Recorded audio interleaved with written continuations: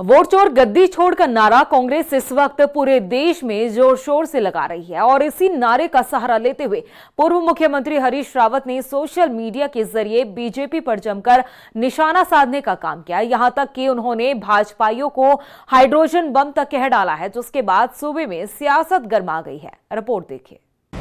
कांग्रेस का वोट चोर गद्दी छोड़ नारा, एक शख्स 2 जगह कर रहा मतदान। हरदा ने किया बड़ा खुलासा, भाजपाइयों को हाइड्रोजन बम तक कह डाला।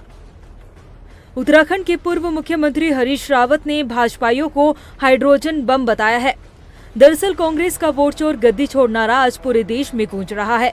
इस नारे के सहारे कांग्रेस लगातार बीजेपी पर जमकर निशाना साधने का काम कर रही है और इसी कड़ी में अब उत्तराखंड के पूर्व मुख्यमंत्री हरीश रावत ने भी बीजेपी के खिलाफ मोर्चा खोल दिया है। हरदा ने सोशल मीडिया पोस्ट में लिखा है कि वोट चोर गद्दी छोड़ ये नारा आपके गांव के लिए भी सार्थक है, आपके मोहल्ले, आपके जिले और प्रदेश के लिए भी सार्थक है। प्रमाण के तौर पर उन्होंने प्रभात कुमार का नाम लिया और एक पोस्ट शेयर किया है। साथ ही उनका कहना है कि ये जगह जगह हाइड्रोजन बम है, हमारे आसपास कई हाइड्रोजन बम है। वोट चोरी मामले में बीजेपी के कार्यकर्ता या नेता ही शामिल है। हाईकोर्ट में कई याचिकाएं लंबित पड़ी है। आज राहुल गांधी का धन्यवाद करना चाहता हूं, जो वोट चोरी जैसे मामले को उन्होंने उठाने का काम किया है।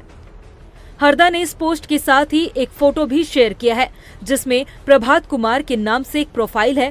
साथ ही वोटर आईडी भी शेयर की गई है। एक शख्स का 2 अलग अलग जगहों पर नाम शामिल है, जिसमें उत्तराखंड और बिहार है।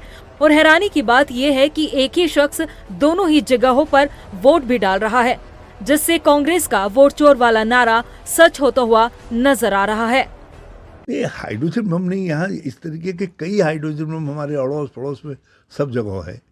कई लोग हैं जो कई जगह वोटर हैं और ये सब अधिकांश ऐसे लोग जो है भाजपा से जुड़े हुए हैं। हाईकोर्ट के अंदर कई अपीलें पड़ी हुई है इस समय। वोटर लिस्ट 2 जगह वोट डालने वालों के लिए के नाम का सवाल वहाँ भी है, हाईकोर्ट के सम्मुख भी है। और सुसंगठित तरीके से जो वोट चोरी हो रही है, जिसमें से एक का मैंने उल्लेख किया है, तो इस तरीके की संगठित वोट चोरी हम निरंतर देख रहे हैं और सब चुप रह जा रहे हैं। मैं राहुल गांधी जी का आभारी हूँ कि उन्होंने वोट चोरी को लोकतंत्र की रक्षा के साथ जोड़ा।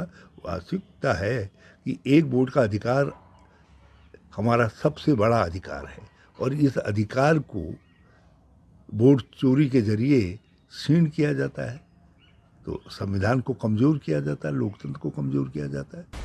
वहीं हरदा के इस खुलासे के बाद बीजेपी पल्ला झाड़ती हुई नजर आ रही है। राज्यसभा सांसद नरेश बंसल का कहना है कि हरीश रावत किस आधार पर कह सकते हैं कि प्रभात कुमार बीजेपी को ही वोट डालने वाले हैं। आज कांग्रेस के पास कुछ नहीं बचा, अपनी हार और हताशा को मिटाने के लिए इस तरह की बयानबाजी करती हुई नजर आ रही है। ये हरीश रावत जी कैसे कह सकते हैं कि वो प्रभात कुमार बीजेपी को ही वोट देने वाला है? यहाँ भी दिया और वहाँ भी दिया। और ये कहने से तो एसआईआर की आवश्यकता खुद हरीश रावत जी सिद्ध कर रहे हैं। जगह जगह पर वोट न बने इसलिए तो एसआईआर हो रहा है। कांग्रेस के ज़माने में ये सब होता रहा है। आखिर कांग्रेस की सरकारें रही 23 वर्ष तक, उन्होंने क्यों नहीं एसआईआर कराया? उससे पहले भी 8 बार एसआईआर हुआ है। ये डुप्लीकेट वोटिंग जो हर अलग अलग प्रांतों में होती है, अलग अलग जगह पर होती है, उसको रोकने के लिए एसआईआर बहुत आवश्यक है। वो हो रहा है, लेकिन क्योंकि कांग्रेस को देश की जनता उसके कारनामों के कारण नकार चुकी है, इसलिए वो अपनी हताशा निराशा को मिटाने के लिए, झेप मिटाने के लिए कुछ बोलते हैं। एक वोटर का नाम अलग अलग जगहों पर कोई नया मामला नहीं है। इससे पहले भी कई ऐसे मामले सामने आ चुके हैं जब एक ही वोटर अलग अलग जगहों पर मतदान करता हुआ पकड़ा गया।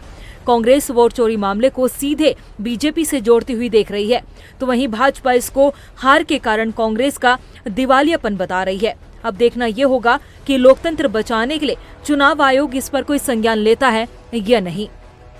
रफ्तार मीडिया के लिए देहरादून से सुशांत सिंह की रिपोर्ट।